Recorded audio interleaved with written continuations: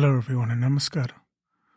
So, today's podcast is a continuation of the reading of the book titled Anandamurti, the Jamalpur Years. And this is a reading of the 16th chapter titled Divine Madness. When devotion, bhakti, touches the spiritual wave of pure consciousness, which is beyond the three principles, it can no longer be called sentient or qualified, but can legitimately be called Kevala. In Kevala Bhakti, there remains no bondage of limitation. One who reaches the stage of Kevala Bhakti forgets all protocol, and dances, sings, cries, and laughs in supreme joy. It is only at this height of spiritual elevation that worldly bondages, ripus, bashas, and social restraints cease to exist. Early in 1957, Baba called several senior disciples to his room and told them that he was thinking of forming prachar groups and sending them to different areas for intensive prachar programs. When they endorsed the idea, Baba asked Pranay to start informing the Margis of the program by letter.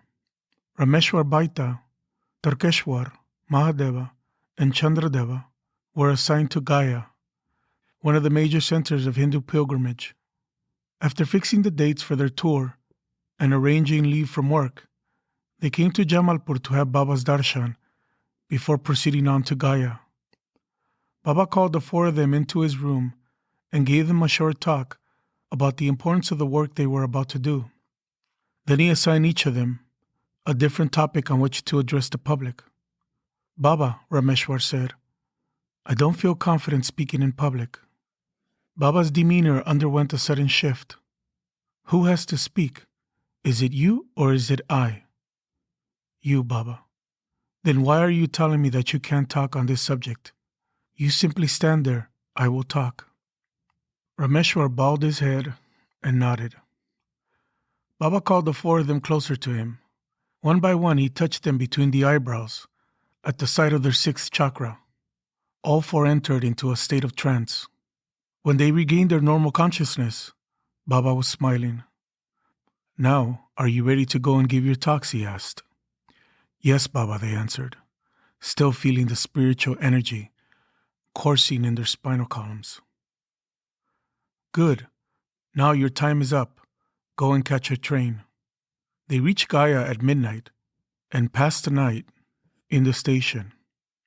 In the morning, they went to the house of a relative of Mahadeva to wash up and prepare for their work.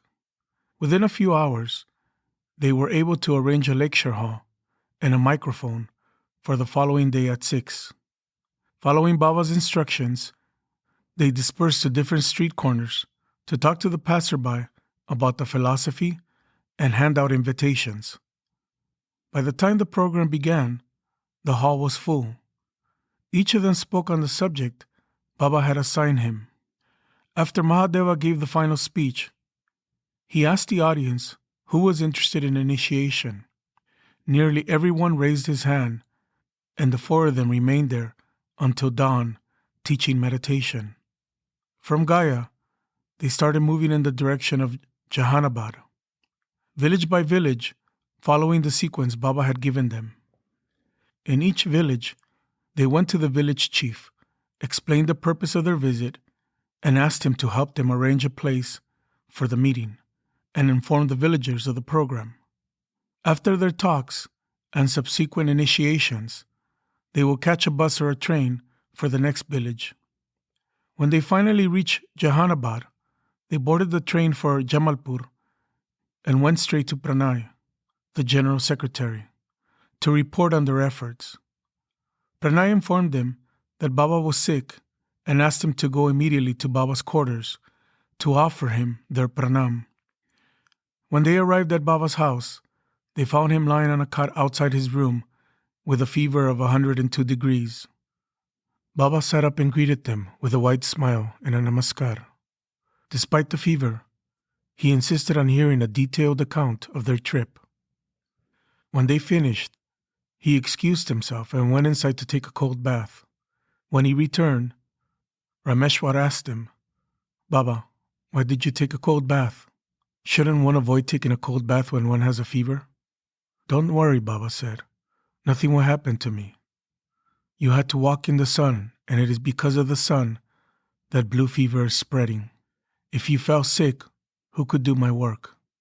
Shiva Shankar is in Assam. Everyone else is out on the tour. Now that you are back, I'll be fine. The next day, all signs of Baba's fever were gone. When Rameshwar saw this, he started weeping, sure that Baba had prevented them from falling sick by taking their samskaras on himself. Over the next few months, prachar groups went to places as distant as Assam and the interior areas of West Bengal. They met with great success and further extended the reach of the organization.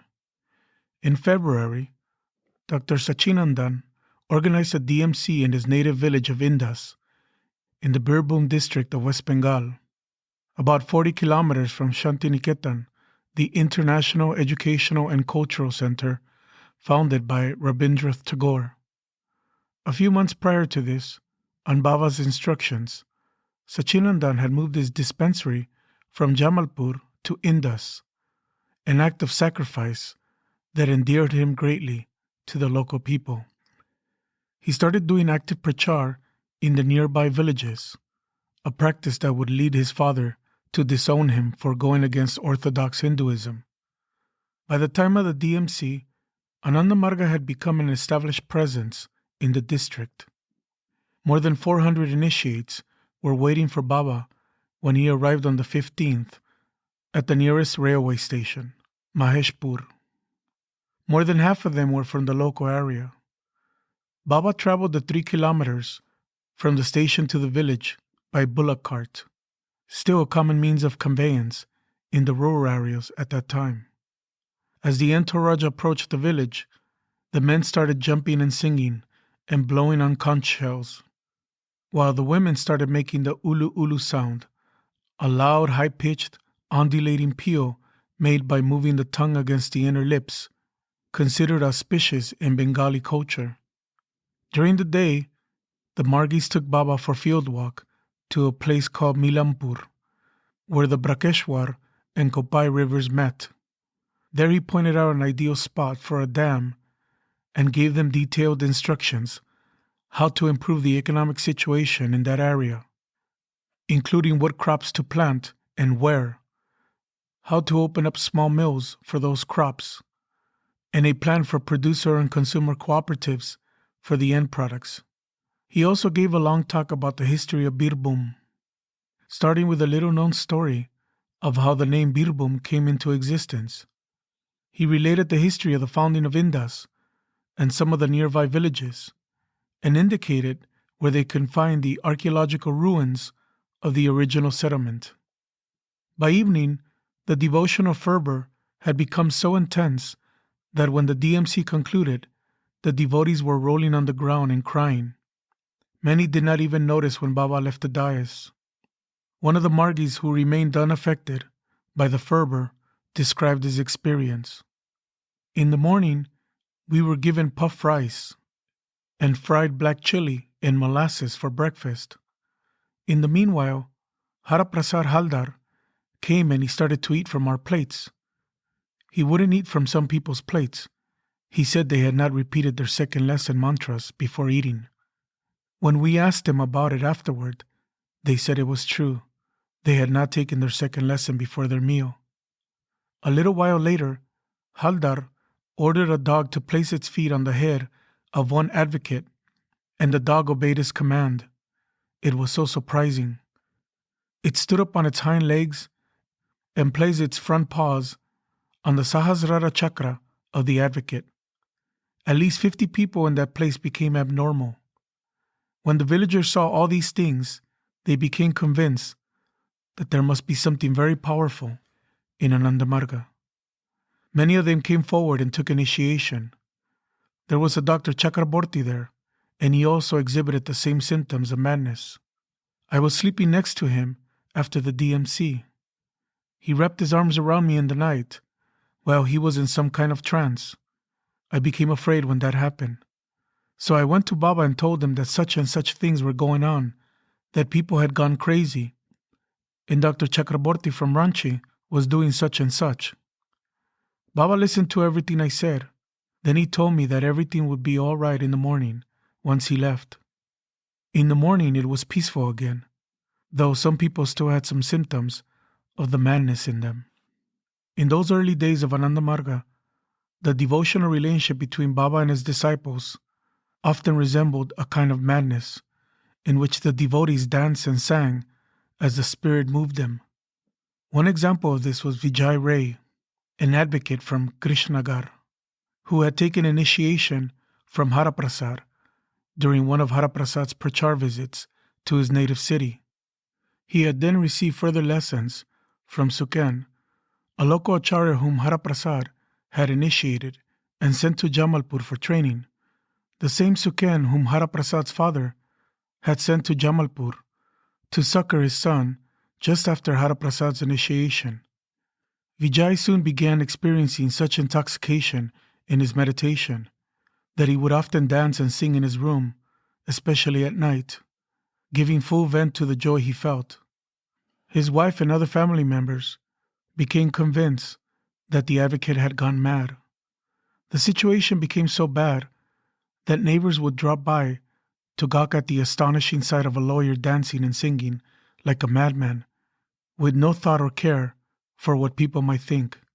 Naturally, they laid the blame at the feet of Ananda Marga and the yogic practices he was now performing. One night, around 2 a.m, a loud knocking awoke Suken from a sound slumber. Groggy from sleep, he opened the front door to find a local Margi, who informed him that Vijay was causing a terrible commotion. He had better come quickly. Suken hurried to Vijay's house and found him sitting in lotus posture with his eyes shut tight, swaying back and forth and conversing with Baba, as if Baba was physically present. His wife was close to hysterics. Suken started massaging him. When Vijay opened his eyes, Suken explained to him that he was upsetting his family and that he needed to come out of his trance and act normally. Gradually, he succeeded in coaxing Vijay back to some semblance of normalcy. The advocate ate something and was able to calm the fears of his family. But the next night, and the night after that, the same scene repeated itself. The following morning, Suken received a letter from Pranay with a message from Baba, telling him not to worry. Vijay was not mad, but rather was experiencing certain spiritual symptoms resulting from the movement of the Kundalini that were causing him to dance and sing. Don't worry about the accusations or abuse of others, Baba advised in the letter. Move ahead. I am always with you. In the meantime, take him to court with you. He will gradually come back to normalcy. Suken did as Baba instructed, but after a few days, Vijay's family locked him in a room and brought in a Muslim fakir, who forced him to eat some medicinal roots that he claimed would remove Vijay's madness. The result was the exact opposite. Vijay had a violent reaction to the medicine, and the family ended up admitting him into a psychiatric ward. Though he was quickly released, they decided to file a case against Suken and Ananda Marga for bringing on Vijay's madness.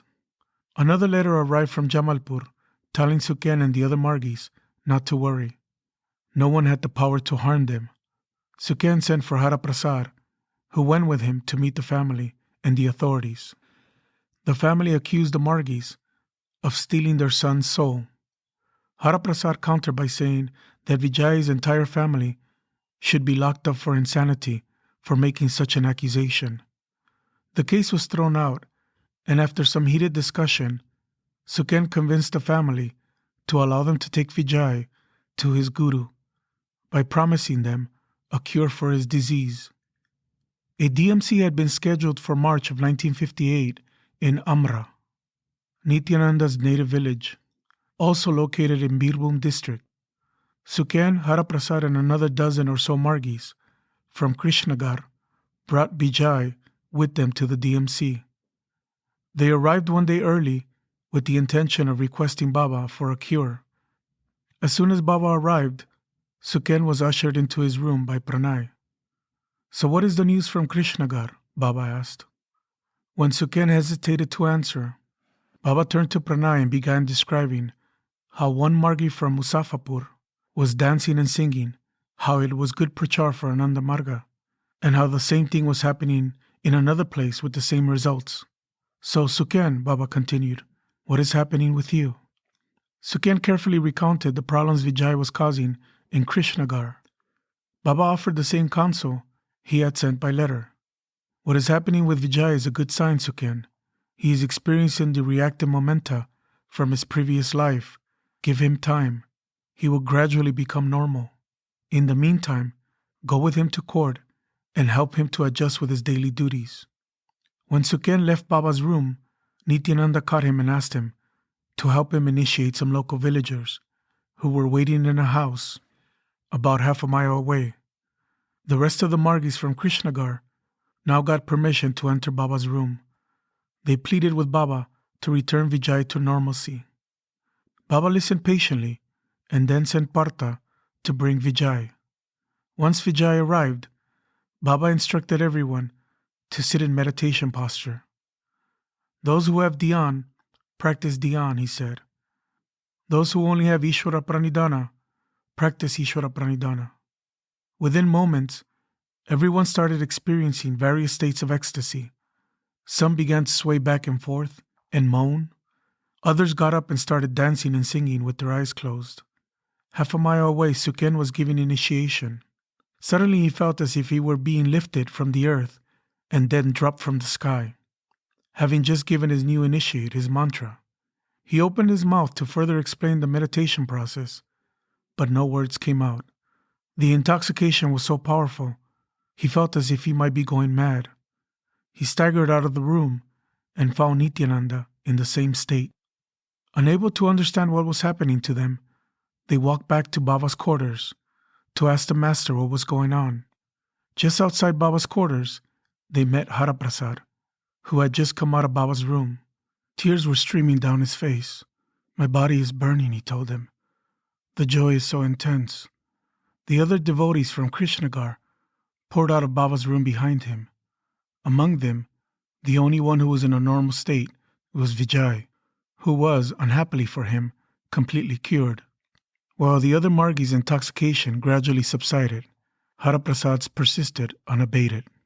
As he walked through the streets of Amra, dancing and laughing, the world around him appeared to him like a shimmering tapestry of light, translucent images in a 360 panorama.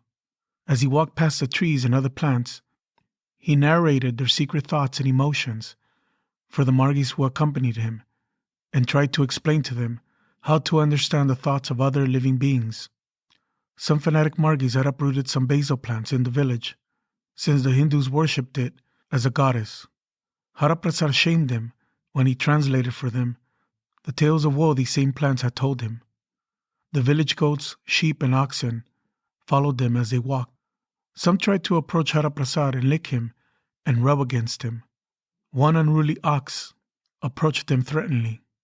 The other Margis backed away, but Haraprasad grabbed its tail and stroked it. The animal became completely docile.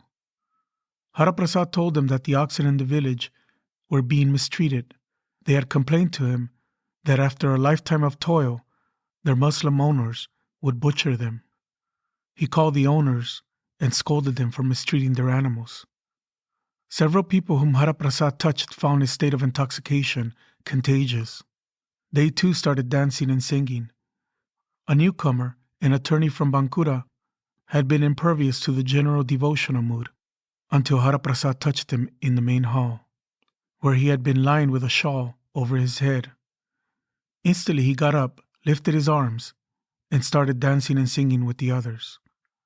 Although the DMC area had been roped off and limited to Margis only, loudspeakers had been set up outside for the villagers.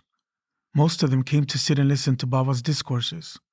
When the program was over, the Margis formed a large procession to accompany Baba across the Mayurakshi River to the train station. A large crowd of villagers came to see them off, some of them more interested in Haraprasad than in Baba. drawn by the rumors of his divine intoxication. After Baba's departure, the Margis queued up with the other passengers to buy their tickets. An elderly Brahmin was standing in the queue. When Haraprasad saw him, he instructed the Margis to tell him that there was no need for him to buy a ticket. Tell him that he should go home and take rest. Suken and some others conveyed the message. With great difficulty, they were finally able to convince the thoroughly annoyed Brahmin to cancel his trip and go back home. Once he left, Haraprasad told the Margis that he would die within a few hours. It is better he die in his own bed, he said. The next day they got the news that the man had indeed died, as Haraprasad had predicted. Before Haraprasad boarded the train, a large group of villagers crowded around him and asked him for some spiritual instruction.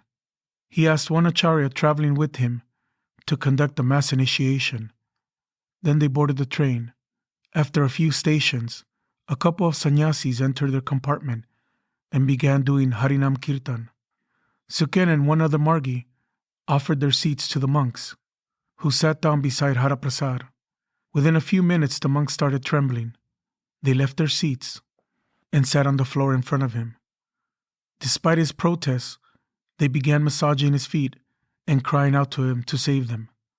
Haraprasad repeatedly requested them to take their seats, but they continued to insist. Finally, he told them that they should learn meditation and instructed Suken to initiate them. Haraprasad's intoxication continued unabated even after they reached Krishnagar. Suken soon became so concerned that he traveled to Jamalpur to inform Baba. Baba told him to instruct Haraprasad to meditate properly and assured him that he will soon be okay. Gradually, over the next few weeks, Haraprasad returned to normalcy. Both he and Vijay were sorry to see their madness go, but the rest of the Margis were glad it was over. Thank you.